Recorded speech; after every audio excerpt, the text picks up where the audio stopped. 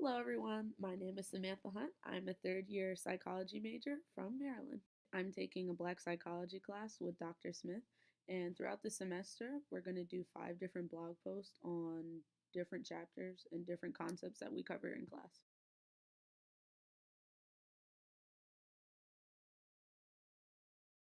Throughout my reading, I added new words to my vocabulary, and one of them is monocultural perspective. Sorry, the monocultural perspective. And that pretty much means just one culture, kind of self explanatory. And in the past, different psychologists, it would just kind of group all people of African descent into just one culture, even though there's so many different facets of it. We have African American, Caribbean, African. It's just kind of hard to explain an entire race when there's just so many different facets.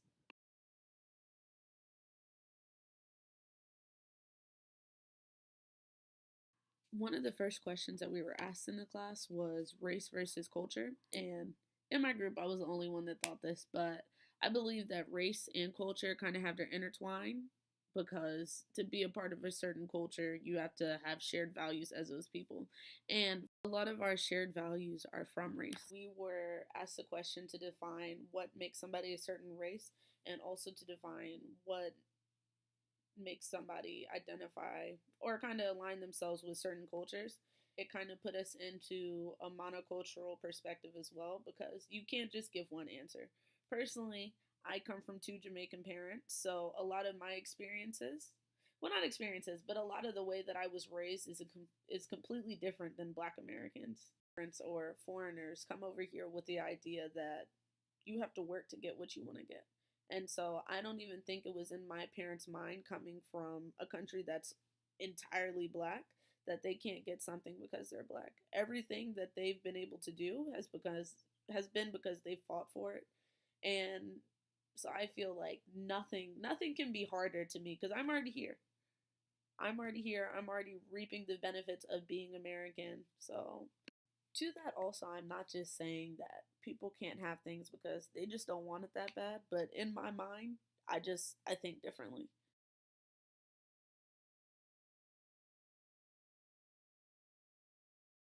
So when research kind of broke away from the monocultural perspective, it went into like 4 different categories. The first one being pre-assimilation, second one assimilation, third one bicultural reform, and the fourth one cultural congruence. And so pre-assimilation means that the country or culture never adapted to Western culture or European culture. And I tried to do research to find somewhere that kind of like align themselves with that, and I really could not find anything. I'm going to further my research. But secondly, assimilation, to me, when I thought about that, I thought about America.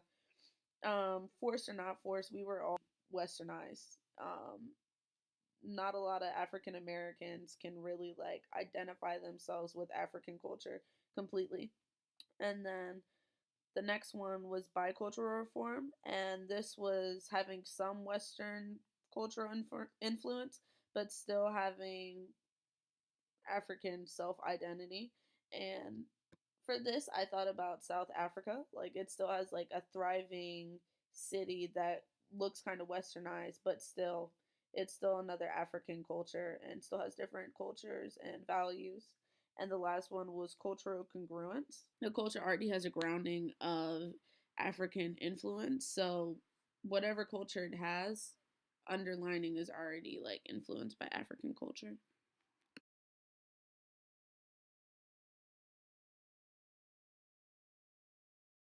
Also, this chapter touched on slavery a little bit. There were 2 terms that were there. I'm gonna put it right here because I'm gonna butcher the word. But the first term had to do with slaves running away, and that was considered a disease. And the other one was the disobedience of slaves, and to treat them for that, they would have to go through harsher tasks. And basically, to this, we all know today. Hopefully, if you don't watch this. We know that who wanted to be enslaved, who wanted to work for free, also not be able to have any say in what they do in their adult life and just be treated harshly. Like, hmm. This is going to conclude my first blog post ever and about Black psychology. So thank you for watching.